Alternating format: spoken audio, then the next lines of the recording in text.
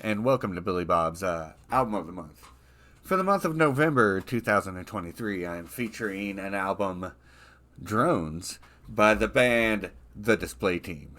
Fucking phenomenal band. Phenomenal album. You guys are going to love this shit.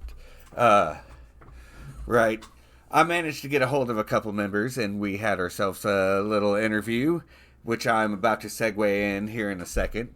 Please make sure to like and subscribe and click the bell and comments and all that other drive. Right, I guess it helps out my page or whatever. But anyway, let's just jump right into this shit.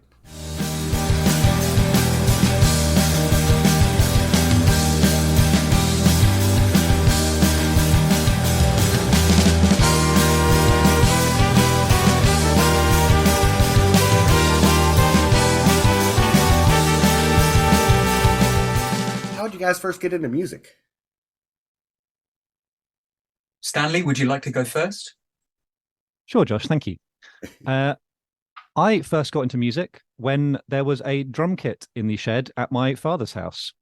After playing the drums enough for that drum kit to be taken down due to excessive noise, I was offered free bass lessons by a friend of mine at school, which I accepted. And then I did not stop playing bass up until the point where I dropped out of school exclusively to play bass. Since then, that's most of what I've done. And now I find myself here in the display team. Word. How about you, Josh? Well, Bill, I was about 7 years old when I was forced into playing the clarinet. That was at school. An unfortunate situation, but it did lead to an interest in other instruments, including the saxophone, which I effectively dropped out of school in order to play just like Stanley with the bass. And then I also tried the guitar. I ended up playing the guitar in the display team, and now I'm also playing the saxophone. So I suppose these things have all come round full circle.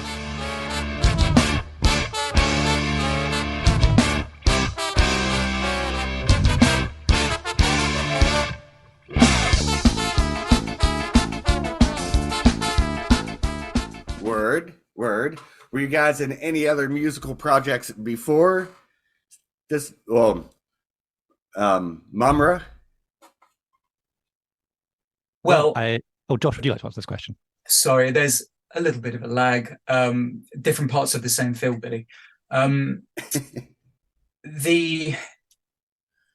Mumra days are probably best kept in the past where they belong, but I was familiar with the other members of the team at that time. I think that's the best explanation I can give you.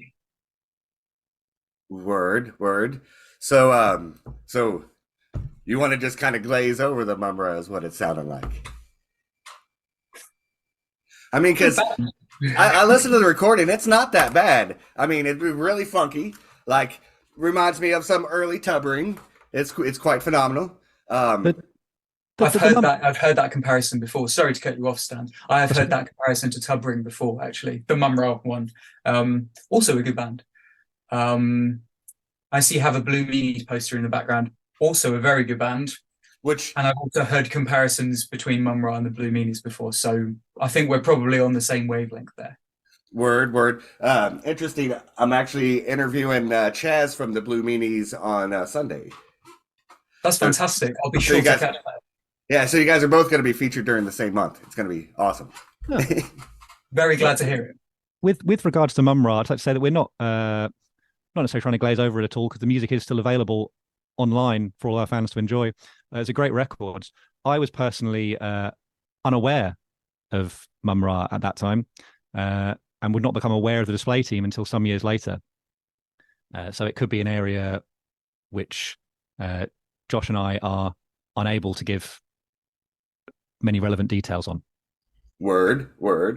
So then we shall just move on.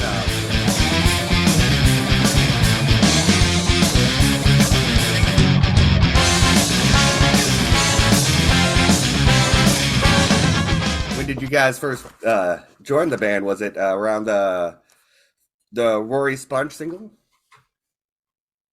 In my case, yes, I started getting involved with them around that time. That was about 2007, maybe 2008. And And at that point, I was playing the saxophone. Excuse me.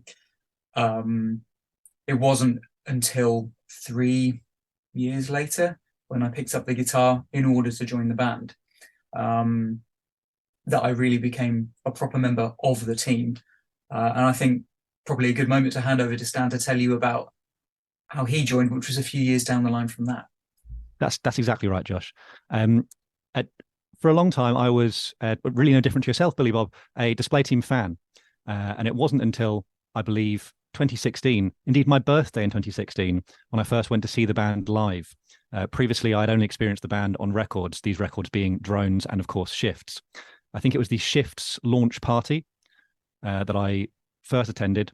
And it was at that time that a position became available in the band as the previous bass player left, and we did not speak of them any longer. So that was around Shifts, yes. I've been present since then for the touring of the album Shifts and also for the recording of the Spinner EP. Word. So, Shifts was a great album. Help me to the point of any problem. I want to be part of the solution.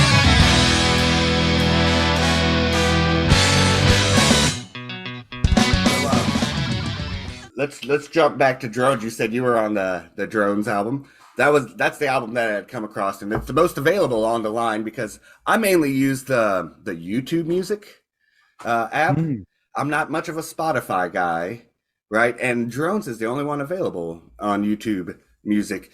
I did find that Spinner is available on the SoundCloud, but everything else is up on the Bandcamp, which I'm a little upset with the recent turns of Bandcamp events, right? So are we. So, is your music going to be more widely available here in the future, or are you just maintaining the Bandcamp? Well, I'm really glad you asked, Bill. We're looking into what we'll do now that Bandcamp seems to have gone down a bad corporate tunnel. We don't like those corporate tunnels. Not that type of tunnel, the bad tunnel. We're all about the good tunnels. That's our motto. One of them anyway. But yes, we're going to look into better ways to distribute things now that we might need to find a better way, put it that way. But you found the music on YouTube. You found Drones, did you say, on YouTube? Yeah. The Drones album is on YouTube Music, but it's the only one listed up there. YouTube Music is kind of basically like a Spotify app, but I think they might have a little better kickback for the artists. I don't know. I'm more of a YouTube guy than a Spotify guy, mainly because when I'm an album guy, right? And I like to listen to albums in the proper order of the track listing as the artist intended, right? Spotify, if you do not pay for Spotify, it randomizes the track list on you. YouTube keeps it in order, but throws ads in there. So eventually I just started paying for it to get rid of the ads, but I like to listen to it in the intended, order. Hence the reason why I use the YouTube.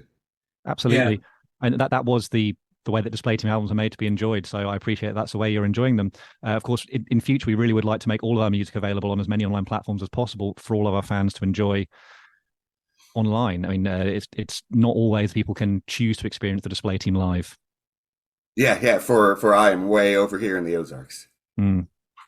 In the Ozarks. Yeah, I mean, Billy Bob is not just a moniker I use. This is my actual name, and I am here in mid-Missouri. Absolutely. Okay, good to know. We, the display team, have never visited you. Would that we could, Bill. Would that we could. Hope that we can someday. Hopefully.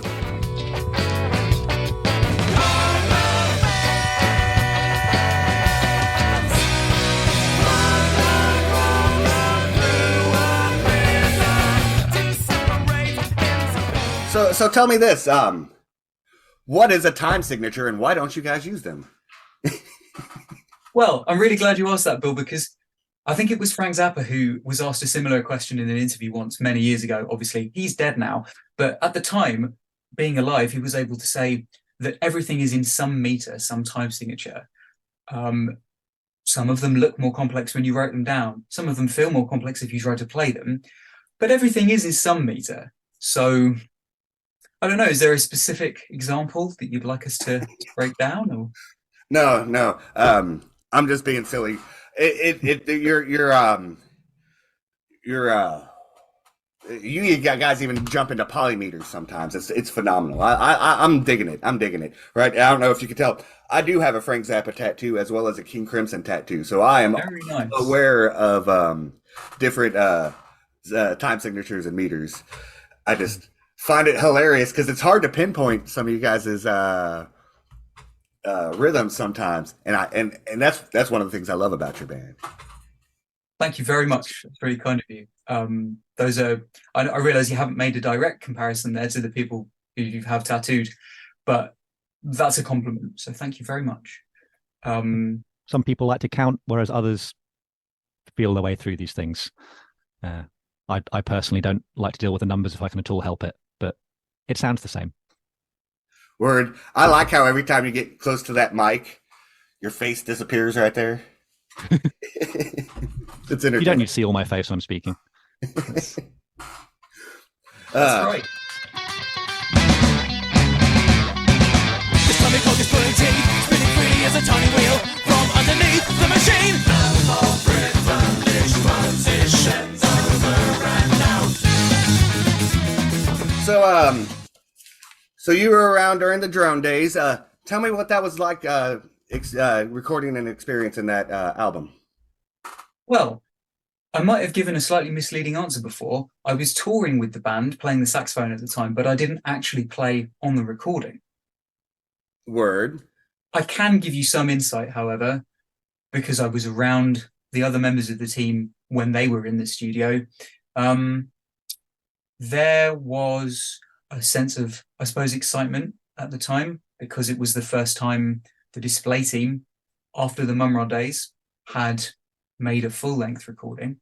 Warrior Sponge had just been a single, a way to initiate all our fans into the new era of what our group was doing.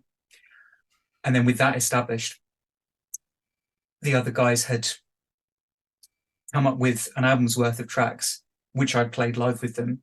And then they just they hastened, I suppose we could say, into the recording studio to put that stuff down. So I think that comes across in the recording, a sense of rising energy that characterizes not just the compositions, but also the presence of the band on the album. Word.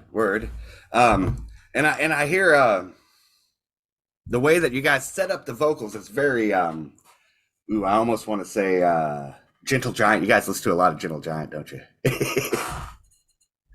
Very glad you touched on that. Yes, we do. Yeah, because it might be a little obvious because like the amalgamation of all these different influences into this album is great because you can hear touches of Gentle Giant and you can hear touches of I want to say Frank Zappa. I want to say something heavier. I want to say Tubbering and Blue Meanies, right? And it's like it's almost a perfect blend of all of it. So thank you very much. Word.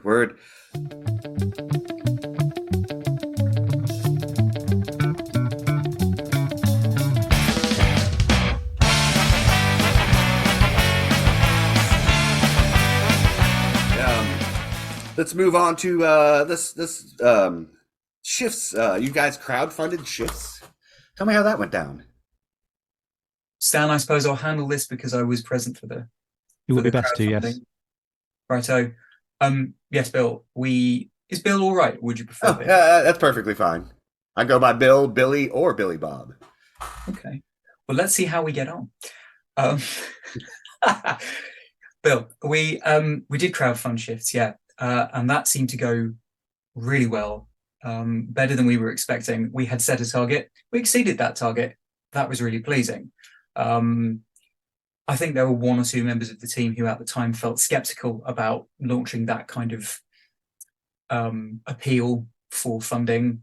It's not really what a team like ours would like to do when it comes time to spend money and to get in there and make another recording. But we had to rely on the generosity of all our fans, and they really came through for us. So that, I won't say that it resulted in the same type of excitement as we were just discussing as having been the characteristic feature of the recording of drones, but it made us feel encouraged that people were out there, still interested, still willing to contribute funds to the team's work.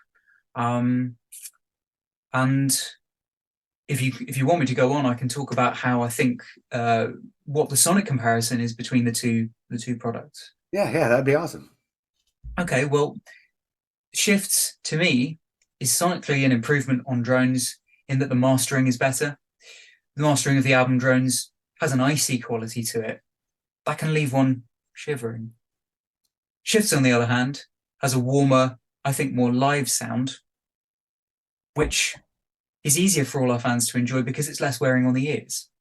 And so I'm more satisfied with it on a sonic level at the very least than I am with Drones, although, as I say, I wasn't involved directly in the recording of Drones, so maybe it's not my place to make that kind of comparison. But in any case, I think Shift sounds better. I think it's a more satisfying product. People have said they find it more satisfying to listen to than Drones on a sonic level. I don't know if you'd say the same thing, but... No, I've enjoyed both of them. However, since I did not pay for it on the Bandcamp, it cut me off after 3 listens. So I didn't get to fully absorb it like I did the endless drones that I've been experiencing. Sorry to hear that. But I did thoroughly enjoy it. I was about to switch over.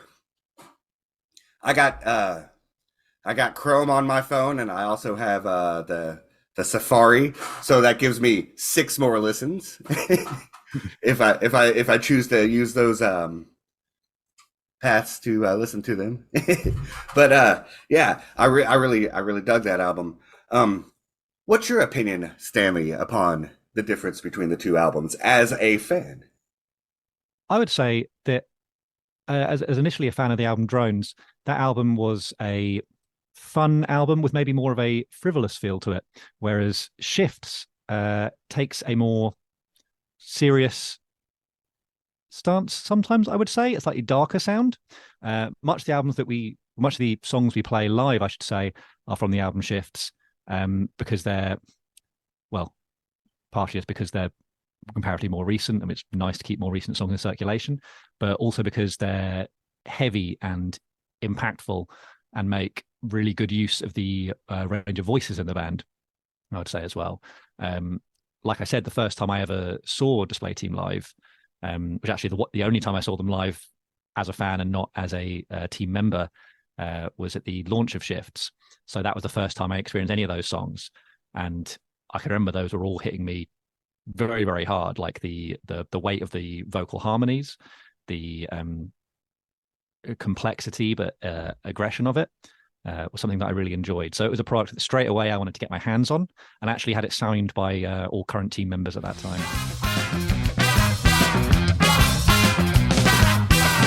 Embarrassingly fabricated, a population ill-placated, delighting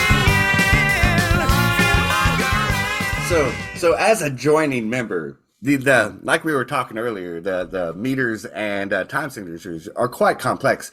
How was the learning curve getting into the band?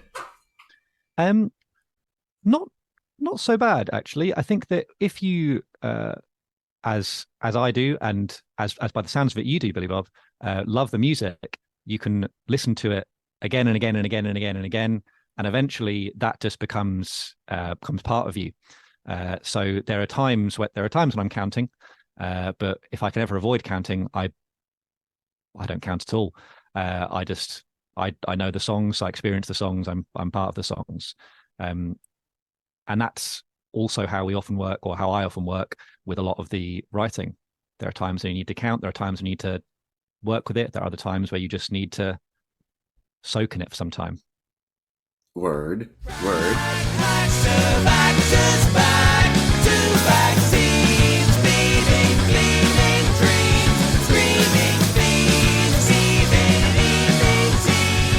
Okay, so let's move on to your latest release, the Spinners EP single. What would you call it?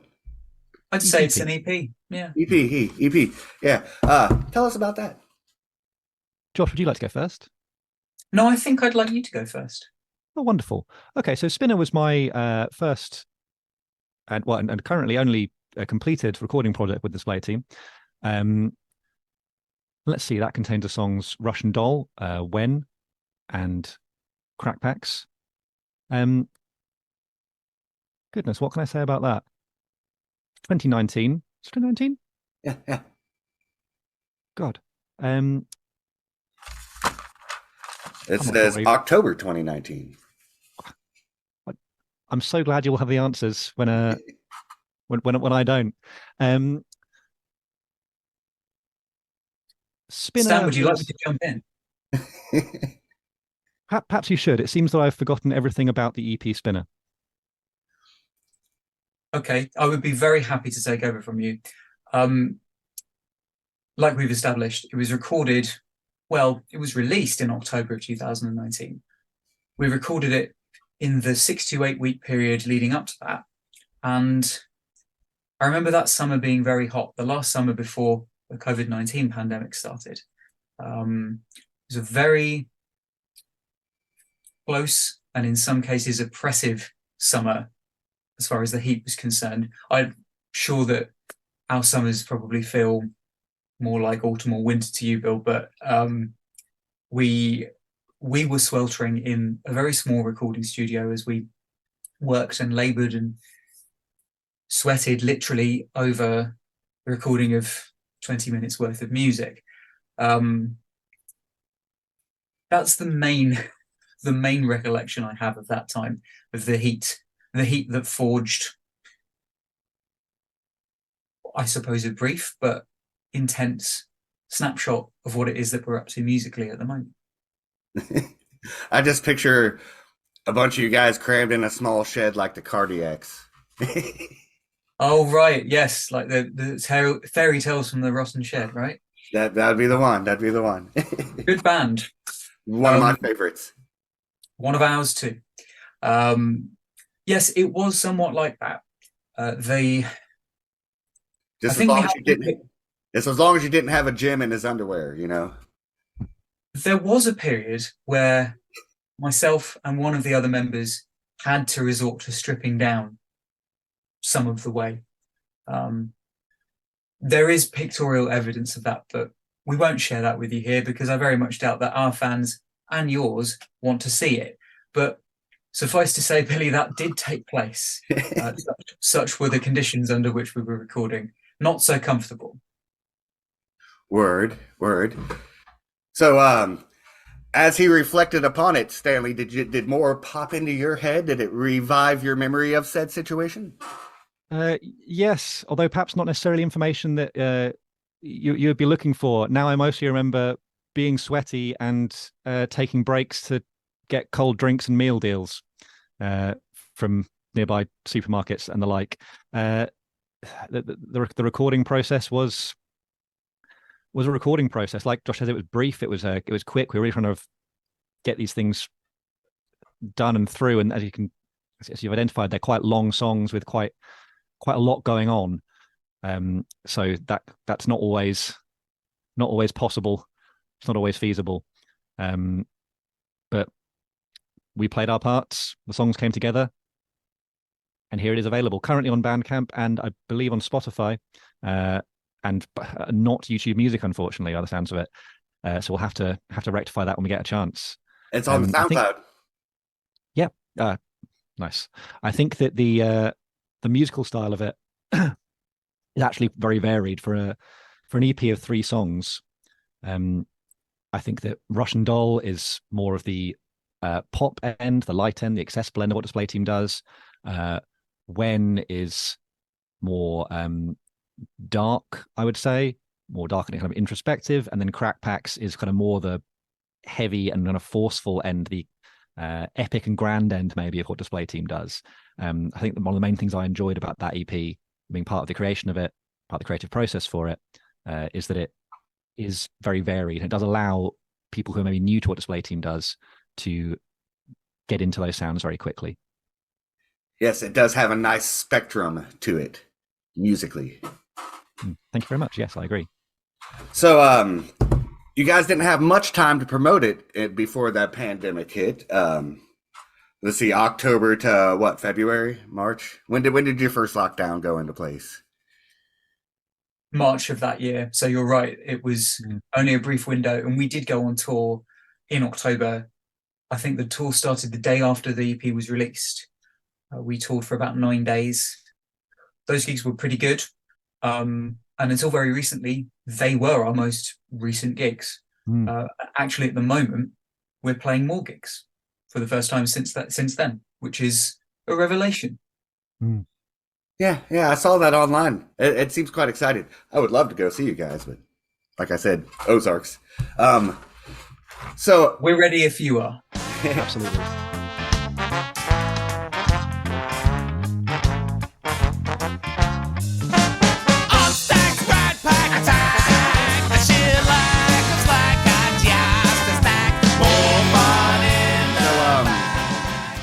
Are you guys working on anything new? I mean, you guys had a bunch of downtime since because you guys went in and out of lockdowns for a while now, right? So, did you get a chance to work on any new material during that, or were you still basting in the previous releases, letting them all soak into your innards? Sometimes it's important not to focus on the innards. I definitely know what you're saying. Stanley, maybe I'll respond to this, seeing as he seems to have had to go. He's probably had a call from the office or something. Sorry, Bill. Oh, that's cool. I'll take the reins on this, since I've been the one who's writing a fair bit of our material lately. To answer your question, we have been working on new stuff since then. Absolutely. Welcome back, Stanley. Sorry. Oh, now he's over here. It's a mess. Got him on the other side. Okay. Don't be thrown. We have worked on new stuff. We're playing something new on this tour. And beyond the new material that's on this tour, I have something like 2 albums worth of material that we've slowly been putting together in the intervening years, with a view to making a new recording as soon as it's possible. I think it's always a good idea to get out on the road and road test new stuff, especially when there's a lot of information in an arrangement, as there tends to be with our music. You find out a lot more about what it is that you've written there, even if you've been meticulous in the compositional phase, and then in the rehearsal room, you've been very careful also. Sometimes better ideas present themselves, better ways of formulating the material. They jump out at you and you hear it coming out of speakers for real on stage. So at the moment, I suppose that's what we're doing. We're testing out the ideas, testing out the songs. And as soon as we're satisfied that we've got something that's worthy of being committed to a recording, I guess we'll get back to it. Word. I guess just to jump in there, I think the important thing is to remember that with any new release that we put out, with any new product that's available from the display team, that's always something that has been thoroughly road tested.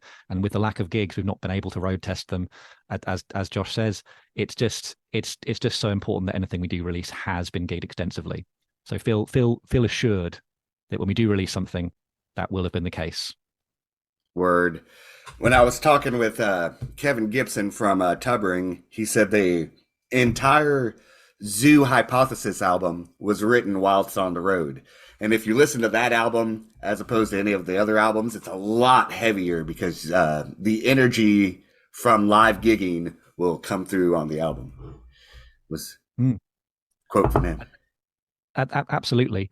I think that with the display team, you could experience display team on record, experience display team live, and really we want to make sure that the best qualities of both of those are preserved in both instances. You don't have to make the choice. Display team are available in all of them and sound great. To make a device or appliance to channel the joy of choosing, which makes it all less confusing to our model. Been playing as a band for a while, right? You not so much in the band, but you've been in there for a while. Played a lot of gigs with a lot of bands. What was the favorite band, the best band you've played with? in your opinion? That you played a show with them and you were taken aback by the performance of what was in front of you. Well, that is an excellent question, Bill. Hmm. I think there could be multiple answers because we've had the privilege of sharing the stage with a lot of very, very good bands. A current answer to that question would be the band Thumper Monkey, with whom we're currently touring in the UK. They are fantastic. They are more of an avant-garde, heavy, riffy band. I suppose we, in the display team, embody those qualities musically also, but they do it at a slower tempo than us, though not lacking in any of the energy. So I would recommend, if this is a plug as well, that your viewers check out the band Thumper Monkey.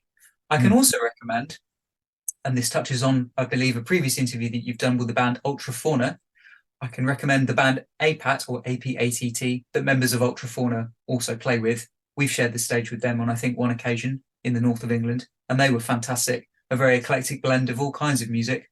And, brilliant. Well, there we are.